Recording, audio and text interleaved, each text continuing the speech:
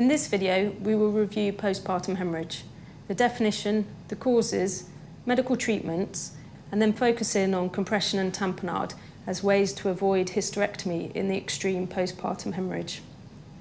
Hemorrhage is one of the major killers of women globally, and the WHO say that 25% of all maternal mortalities are due to hemorrhage.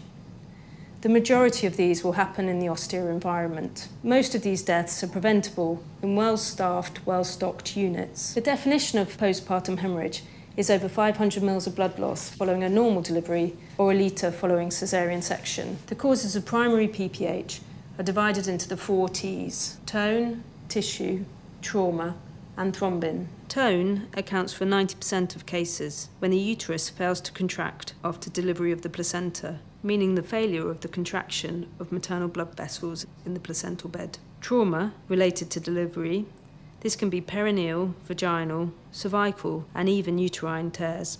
Tissue is when a cotyledon of the placenta or membranes are left within the uterine cavity. Again, this inhibits the contraction of the uterus.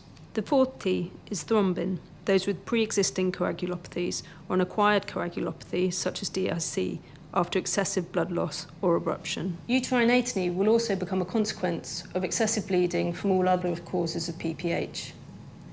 The initial management of an atonic uterus is medical, but a postpartum hemorrhage is an obstetric emergency, so should be managed in terms of airway, breathing, and circulation with appropriate resuscitation. A urinary catheter is a key intervention in an atonic PPH, as a distended bladder will inhibit the contraction of the uterus and therefore bleeding will not stop.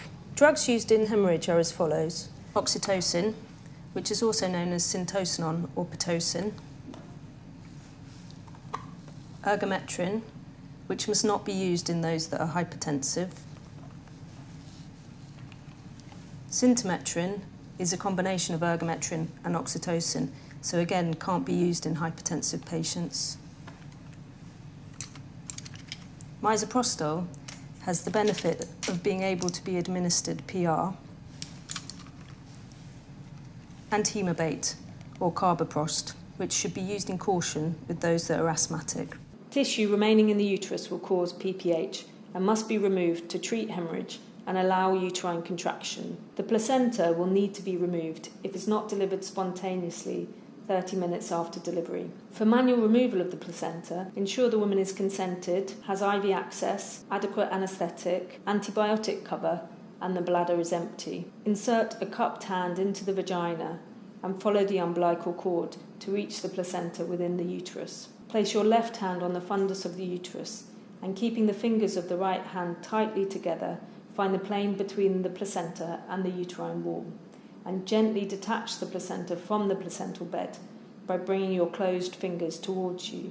Once the whole placenta is detached, remove it through the vagina, using your left hand to guard the uterus and prevent uterine inversion. Check the cavity is empty and cover the procedure with antibiotics and uterotonics.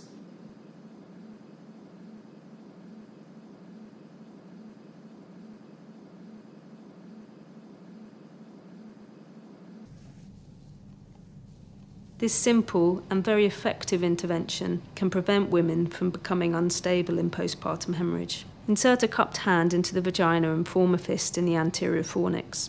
With your left hand on the patient's abdomen, compress the uterus between the 2 hands to compress the bleeding placental bed. If the patient requires further intervention, the next stage is operative with either compression sutures or balloon tamponade. There are many different types of balloon tamponade available: the Bakri or Cook's balloon, and even the Sengstacken-Blakemore tube. These have been designed especially for uterine tamponade. With these balloons, you fill between 200 and 500 ml of water into the balloon to provide compression on the placental bed bleeding. These can be used if resources permit, but a cheap available alternative is the condom catheter. For this procedure, you will require a condom, a Foley catheter, which will need to be spigoted either with a spigot or a clamp. And you'll also require some Vicryl ties. Insert the catheter into the condom. Tie the catheter in place. You need to ensure that you do not tie the tie too tight as this will compress the lumen of the catheter. Gently insert the condom into the uterus, ensuring it is completely within the uterine cavity, and then fill the catheter with fluid. As the condom fills with fluid, it will compress the uterine bleeding and the placental bed in a similar fashion to the available uterine balloon tamponades. The available balloon tamponades take between 200 and 500 ml of water, but the condom will take much more. There will be some leaking of fluid. You'll then need to spigot the catheter. As I say, you can use a spigot or even a clamp. To keep the condom catheter in place, you'll need a vaginal pack, and these can stay in situ for between 6 and 24 hours. Whilst the condom catheter and pack are in situ, you must cover with IV antibiotics. After between 6 and 24 hours, you can gently deflate the condom catheter and monitor for any signs of blood loss.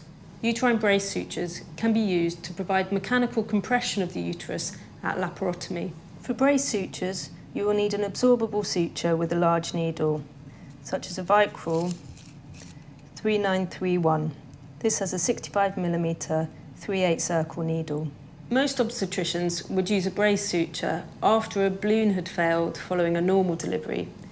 They may use it sooner at caesarean section, as the abdomen is already open. There are two types of brace suture, the Lynch or the Hayman suture. The Hayman is used following a normal delivery, and the Lynch is used at caesarean section.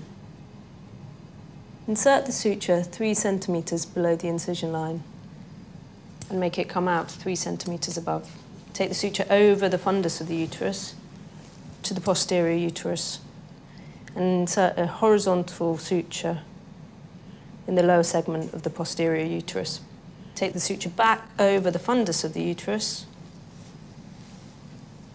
and insert the suture, again 3 centimetres above the incision, and then to come out 3 centimetres below.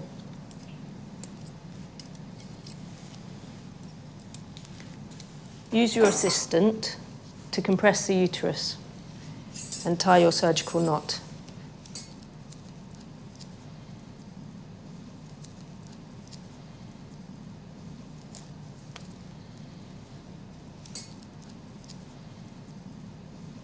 For the Hayman suture, you insert the suture in the lower uterine segment.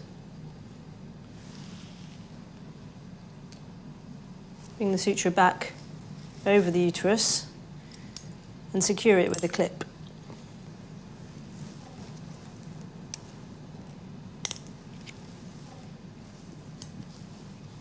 Place another suture, again at the lower segment but on the other side. Use your assistant to compress the uterus.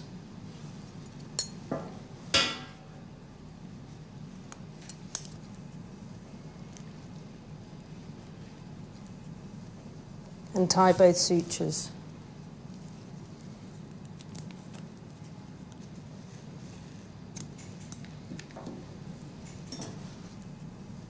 If you're inserting a brace suture after a balloon has been tried, you will almost certainly break the balloon, so it is worth putting a brace suture in first if you're going to use both techniques.